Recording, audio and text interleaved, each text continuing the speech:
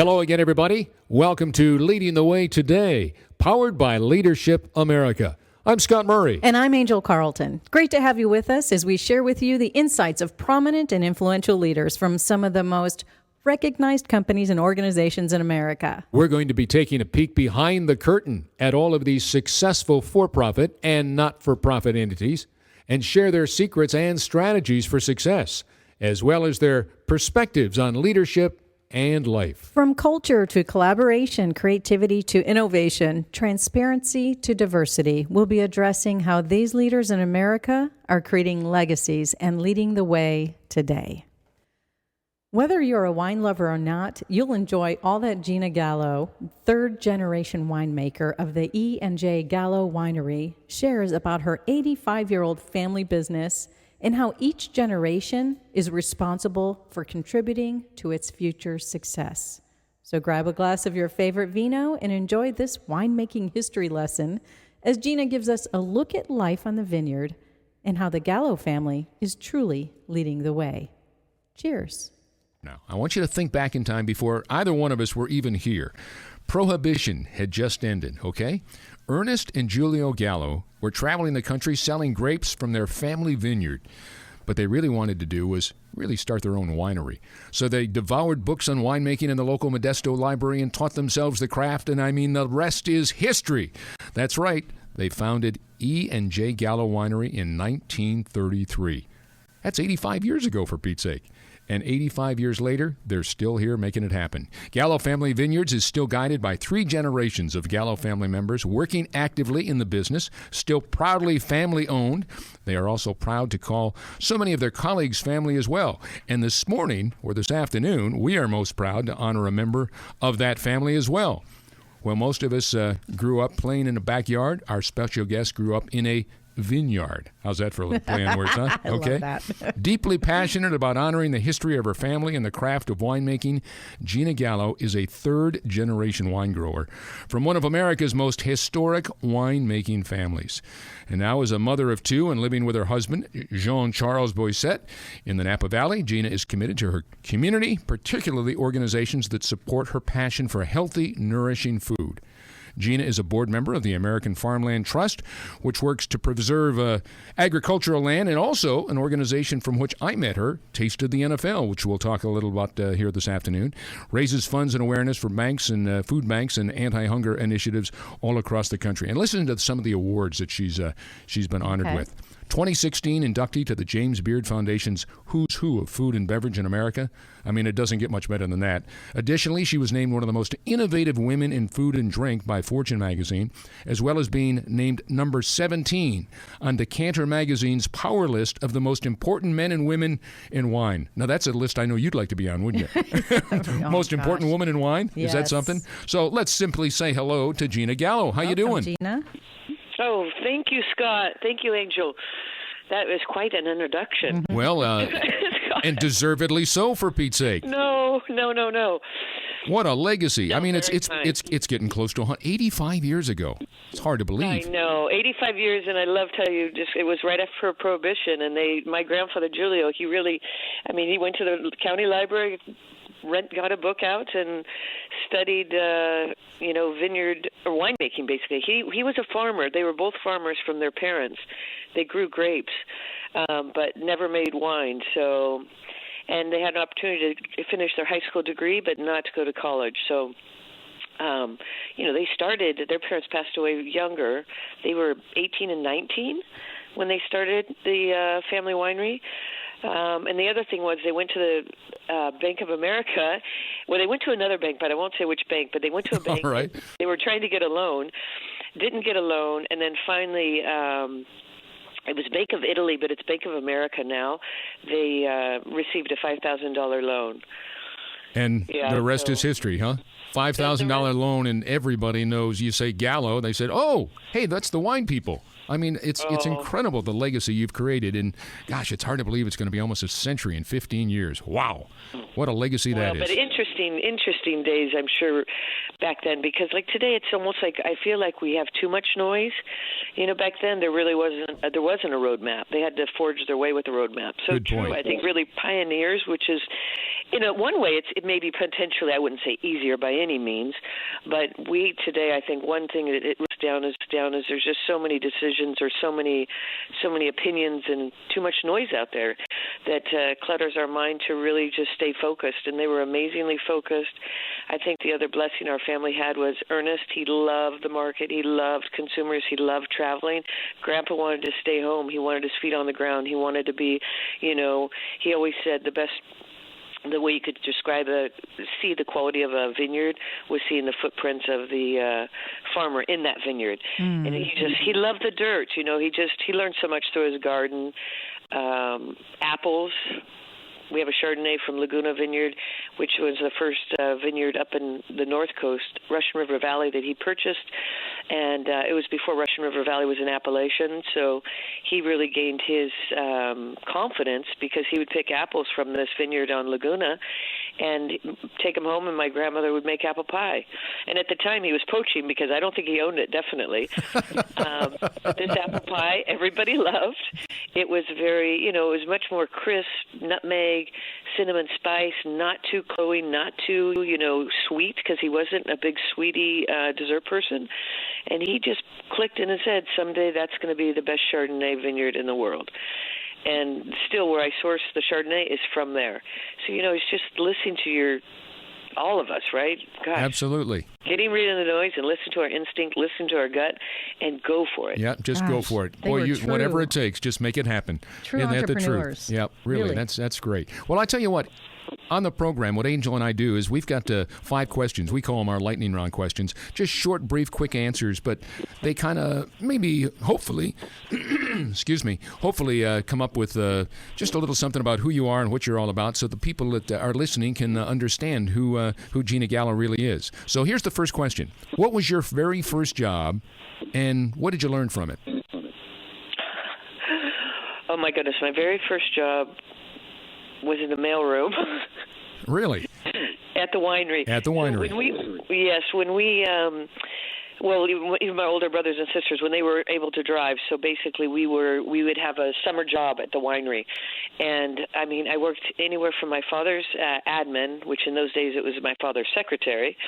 When his secretary went on vacation, I started in the mailroom, and what I learned from there was, we drove a forklift and delivering mail to all the different offices, all the different departments. I realized, I thought our family winery was really kind of this, small and intimate. I realized it's not just about making wine, but it is about everything. All the different departments. So it just opened my mind to a different type of organization. It also opened my mind to it gets things done. It's everyone that makes things happen, no matter where you are in any business.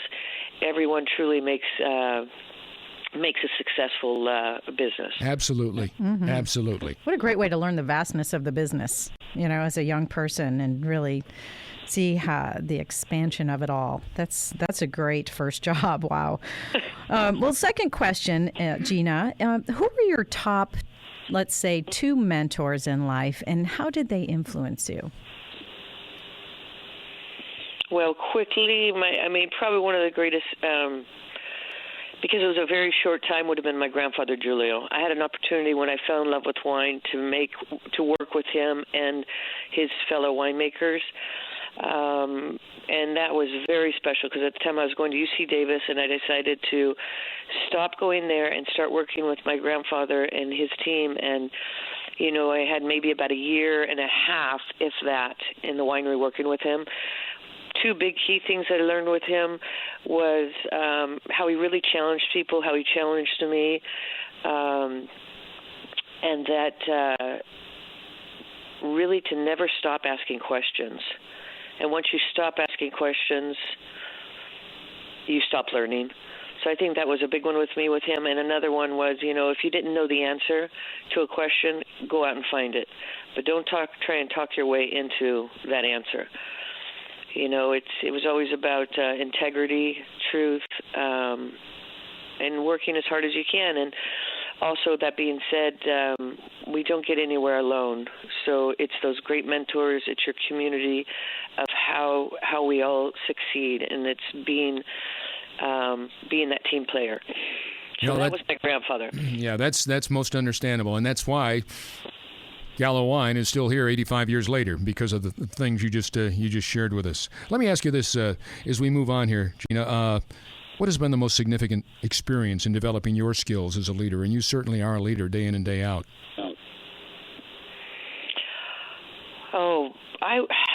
As a leader, my example, I'm really one. I love to get in there and work with people. I love working with our fabulous team, our winemaking team, bright individuals.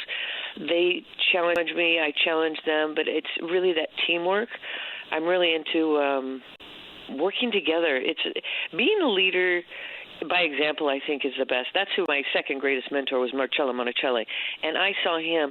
One would say, oh, not the best manager. Oh, did you do your performance assessments? Oh, did you do all this out? No. But it was in those days where you really just learned from the ground up by the person that you were walking the aisle of tanks with, walking the aisle of barrels with, really picking up those barrels with forklifts or going to do a little egg white finding with them. Mm-hmm. It was that hands-on. Today, and I know, Angel, you're in well, these are supposed to be short, right? Sorry. That's all right. Go ahead. It's interesting. So I was just thinking, Angel, I love the world you're in. I could definitely use some of that. But my beginnings were not about that, metrics and all of that. What is today is very, very important because now we're in you have to be more in this professional, organized world. But when I started my career, it was much more, and it's still by example, right, Amy? Mm-hmm. Well, of course. World. I mean, still, it's our ethics, it's how we work, and you only really want to strive when you're working with someone that's striving as well. Well, knowing where you've come from, Gina, and where you are now, what is the best advice you'd give someone in the next generation, a young professional maybe stepping into your shoes? Don't be afraid to look out for mentors. Because, like I was mentioning, no one does it alone. Find those mentors, the guidance. You're going to have the passion and the know-how, but at the same time, there's always great questions you can ask and always someone you could lean on. But in the end, it really takes a community to make things happen.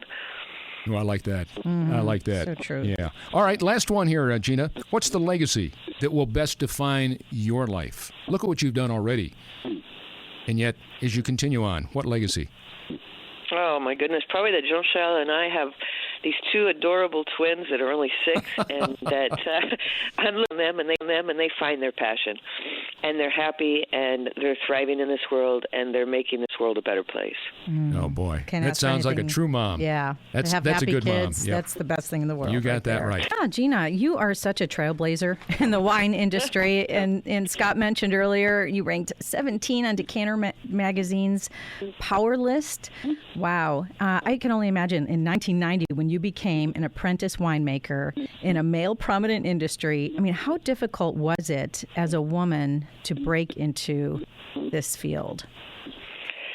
Well, I grew up with 4 brothers and 3 sisters, so a big Irish Catholic family and Italian, of course. Mm-hmm. But I think I was really fortunate where my father and my grandfather, they were tough, but they supported me. But, it's interesting, Angel, when I found I really wanted to do the wine, and I started working with my grandfather and I started in the experimental area. Literally, there were all men. There was no women. Mm-hmm. But I think as I grew up with a lot of boys around me, it did not affect me per se. And I really had very supportive. My grandfather was very supportive, Julio. My father, not that they weren't tough, but they were supportive. You had to prove yourself in many, many more ways than one.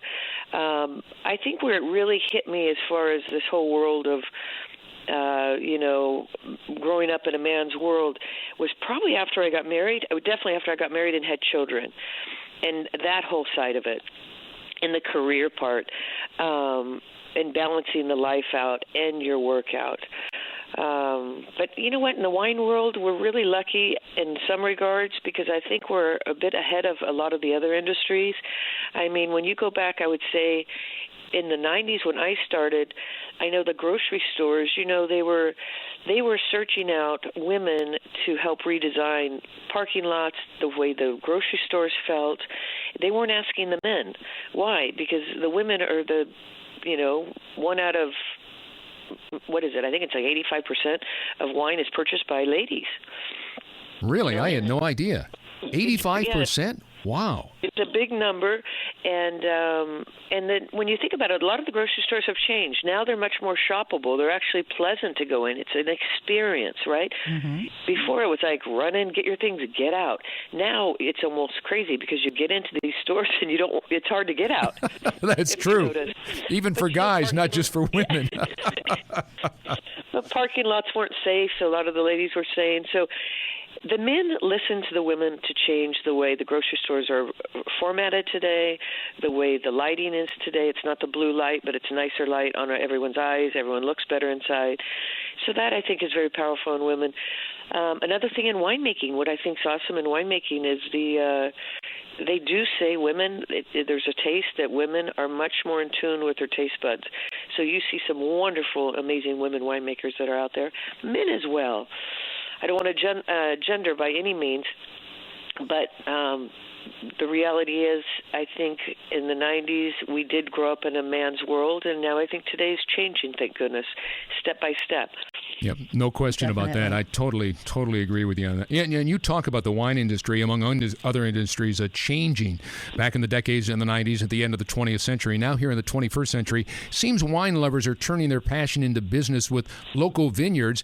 And somebody told me the other day, in every single state there are vineyards in America. I just couldn't believe that. So I just wondered, what other changes have you seen, and what does the future look like for winemakers like Gallo? Well, as far as the future, it goes back to what we brought up. A successful company is the quality of the wine that they're presenting. Mm-hmm. So it's focus on the quality, improving quality. Also, diversity as far as understanding. It's really important. We create wine. We know which, variety is going to do best where. And so for us, it's about respecting that land and putting that varietal that's going to excel the best there, not just putting something that's kind of a flash in the pants or very popular today, because who knows what its longevity is going to be. So I think if we focus on quality, focus on the sustainability is the land, and treat the land, give it what it deserves, it's going to give back to us twofold. And then we'll be pleasantly surprised, because when you think about vineyards and winemaking, farming in general, it takes a good 5 years before you receive the grapes to turn it into wine, 10 years before it's deserving in some of the top high-end bottles that we're producing today.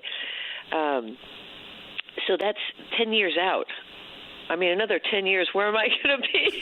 And another 10 years, you only have every vintage under your belt. So I think it's understanding the consumer, but giving them more.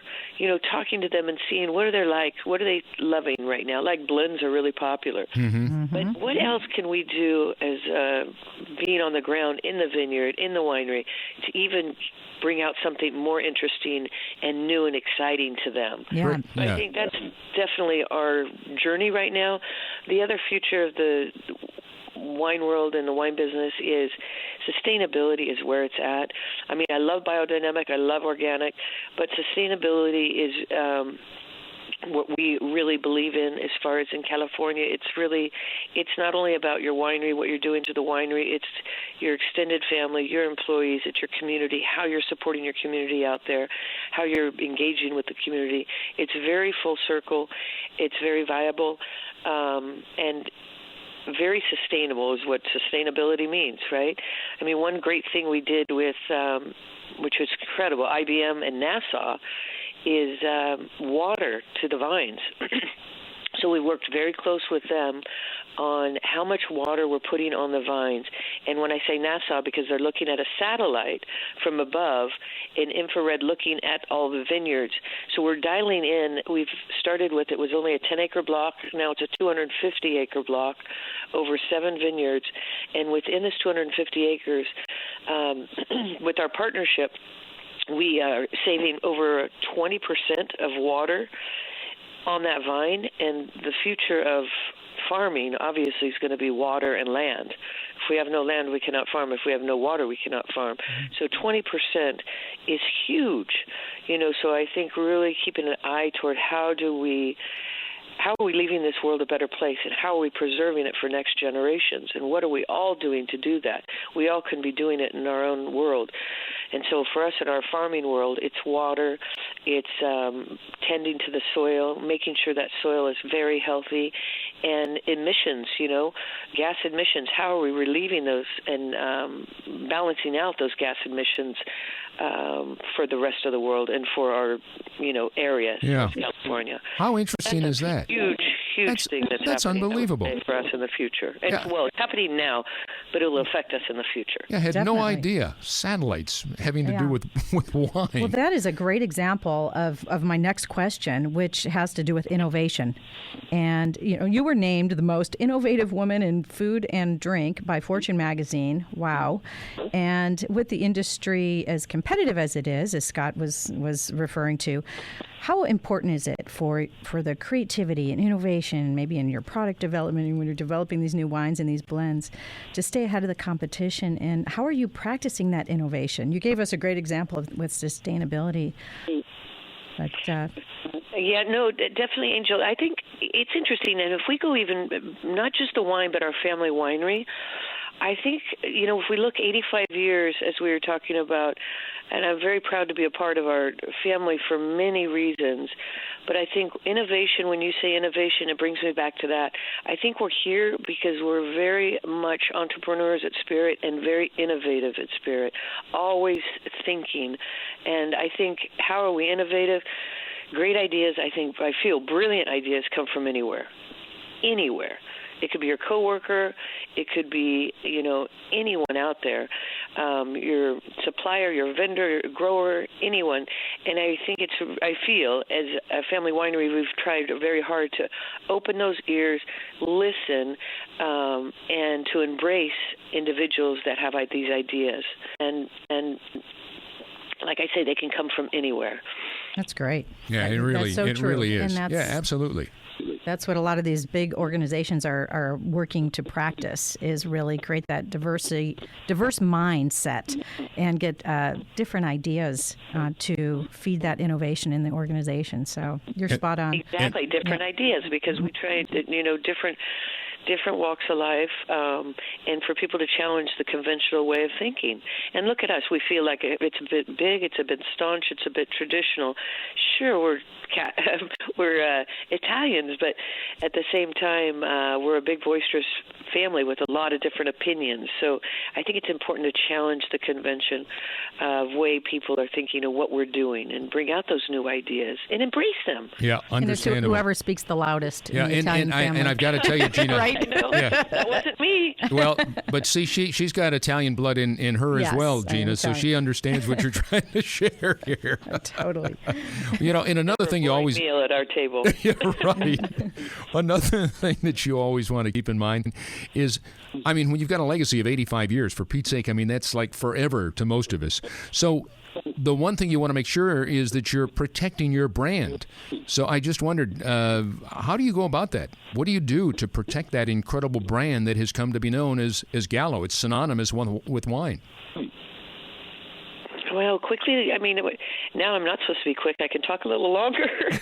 I felt bad earlier. What quickly does come to my head, because it's your the values of how you grew up and around the table and things that I've learned from my family, and a lot of those things is really how we drive and are working within our family winery. But I would be integrity, act with integrity. And I think I feel everything that we do, you're always cautious of acting with integrity. And it's kind of weird. Is that really protecting our brand? Well, it is, because if you're doing good out there and you're making the right moves, you're going to shine. Your brand's going to shine. Your wines are going to shine. And that's protection in itself. Right? Yeah, it makes all the sense in the world. And I think that's what high-performing organizations have the ability to do. They understand what they have to do to protect that brand. It's something they've created, and you've certainly, we're talking before, it's close to a century, for Pete's sake. That's a long, long time, 85 years. So you've got to do everything you can. But when you talk about integrity and credibility and character and all those things, that's key. I totally agree. I guess another one would be, it's that what we're doing today is for the next generation. So that's protecting your brand in essence. You're really planning for the future. Mm-hmm. As far as out in the competition, the better we all make wine, the better everyone's going to enjoy wine. So I think times have really changed there. It's really, again, that even goes back to communal. The better we do, I was just with a lovely winemaker. Well, actually, not winemaker. She runs their family business from Banffy, Christine, and she wonderful, interesting history behind Banffy. Mm-hmm. But they went out and researched different clones because on Nebbiolo, it's a very finicky grape, and it's very much like Pinot Noir. Clones are very important, so everyone does their homework on clones. Well, the French have done a lot of homework on the Burgundian clones for Pinot that we've been able to utilize and learn from, but then also California, Oregon has done a lot of great work on clones. In-house we have. But Banffy, they've done a huge great work with the Nebbiolo clones. And instead of keeping that in-house, they've released that to the Italian government, and everyone in the Nebbiolo, the Montepulciano, the region, is able to utilize that. And their belief is if our fellow winemakers, our fellow growers, our fellow wineries make better wine, we're going to grow and become better as a appellation, Montepulciano. And that's exactly it. Everyone's going to have some great wines out there. I think Mike are going to have some great personality and rock the house. But I think that's a sign of a beautiful thing Absolutely. that they did. And if we all do more of that, how better this world will be, right? I love it. I'm in a fantasy world now, but yep. This time and age, community is important. We just went through those fires. I was amazed of how the community came together. Why don't we do this every day? Yep, right. Every day. Why in adversity do we do it? Hey, Why can't we not do it every day? We're in Texas, and we're looking at all that was taking place in California, and everybody just felt it. So your point's incredibly well taken. Well, Gina, I know you were talking about your family business, and I also grew up in a family business, but chose not to work in it.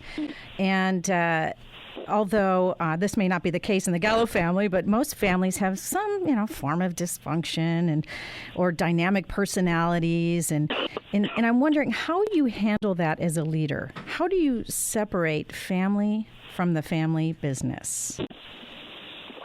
God, Angel, we do need an hour. That's a great question. Well, I lived question. it. She's talking first person. Yeah. She understands it. And it's continuing working at that, right? It's continual focus on that. We have, I think, with founders, Julio, my grandfather Julio, my great-uncle Ernest, they had some heated conversations, definitely, certain opinions about certain things.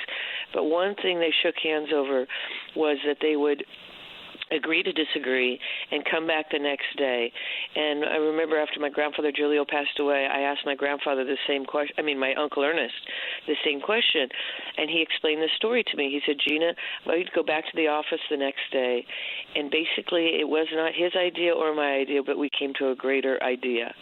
And it was just that very respect for each other. And I think because they were so well talented in their own areas, they earned that respect from each other. So that helped tremendously.